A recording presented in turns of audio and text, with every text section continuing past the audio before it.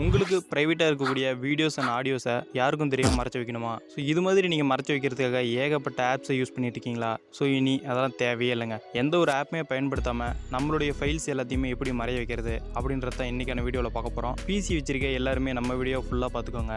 ஏன் அப்படின்னா மொபைலுக்கு பார்த்தீங்கன்னா ஃபைல்ஸ் கோ அப்படின்ற ஆப்பில் கூட சேவ் ஃபோல்டர் அப்படின்ற ஒரு ஆப்ஷன் வந்துருச்சு. ஆனால் பிசி கம்ப்யூட்டர்ஸ்க்கு இந்த மாதிரி ஹைட் பண்ணுறதுக்கான எந்த ஒரு சாஃப்ட்வேர்ஸும் அதிகமாக வரலங்க. ஸோ அதனால் ஆஃப்லைனில் அதுவும் எந்த ஒரு ஆப்புமே பயன்படுத்தாமல் நம்ம எப்படி ஃபைல்ஸ் எல்லாம் மறைய வைக்கிறது அப்படின்னு தான் பார்க்க போகிறோம். ஸோ வீடியோவை ஃபர்ஸ்ட்லேருந்து லாஸ்ட் வரைக்கும் பாருங்கள். வாங்க இன்றைக்கான வீடியோக்குள்ளே போகலாம்.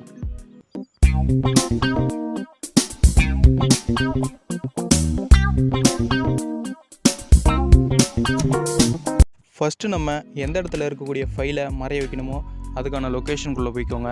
பார்த்துக்கிட்டிங்கன்னா நான் இந்த இடத்துல ஃபில்மோரா அப்படின்ற ஃபோல்டரில் இருக்கக்கூடிய இந்த ஃபைல்ஸ் எல்லாத்தையுமே நான் மறைச்சி வைக்க போகிறேன். ஸோ இப்போது மேலே இருக்கக்கூடிய அந்த சர்ச் பாரில் போய்ட்டு சிஎம்டி அப்படின்றத டைப் பண்ணுங்கள். டைப் பண்ணி என்டர் கொடுத்ததுக்கப்புறம் இது மாதிரி ஒரு விண்டோஸ் ஓப்பன் ஆகும். இதில் பார்த்தீங்கன்னா நான் சொல்கிற கமெண்ட்டை அப்படியே டைப் பண்ணுங்கள். attrib space plus H space plus R space plus S space /s space /d space *.* இந்த கமெண்ட்டை டைப் பண்ணி முடிச்சதுக்கப்புறம் உடனே என்டர் பட்டனை கிளிக் பண்ணுங்கள். பார்த்தீங்கன்னா இங்கே இருக்கக்கூடிய ஃபைல்ஸ் எல்லாமே மறைஞ்சு போயிருக்கும். இப்போது நீங்கள் வெளியே வந்து பார்த்தீங்க அப்படின்னா ஃபோல்டருக்குள்ளே ஃபைல்ஸ் இருக்க மாதிரி தான் காமிக்கும். ஆனால் நீங்கள் உள்ளே போய் பார்க்கும்போது எந்த ஒரு ஃபைல்ஸுமே இருக்காது. ஸோ இந்த ட்ரிக் உங்களுக்கு பிடிச்சிருந்துச்சி அப்படின்னா மறக்காமல் லைக் பண்ணிக்கோங்க. ஸோ ஒரு நிமிஷம் வீடியோவை அதுக்குள்ளே மாற்றிட்டு போயிடாதீங்க. ஃபைலை மறைய வச்சு அதை எப்படி திரும்ப கொண்டு வருது அப்படின்றத தான் பார்க்க போகிறோம்.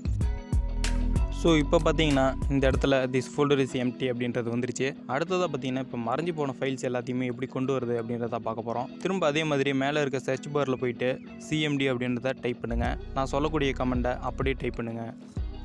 attrib -h space -r space -s space /s space /d space *.* இந்த கமெண்ட் அப்படியே டைப் பண்ணி முடிச்சதுக்கப்புறம் உடனே என்டர் பட்டனை கிளிக் பண்ணுங்கள். இப்போது மறைஞ்சிருக்கக்கூடிய ஃபைல்ஸ் எல்லாமே வந்துடும். ஸோ இந்த வீடியோ உங்களுக்கு பிடிச்சிருந்துச்சி அப்படின்னா மறக்காமல் லைக் பண்ணிக்கோங்க. இப்போ பார்த்தீங்கன்னா இதனுடைய அட்வான்டேஜ் என்ன, டிஸ்அட்வான்டேஜ் என்ன அப்படின்றத தான் பார்க்க போகிறோம்.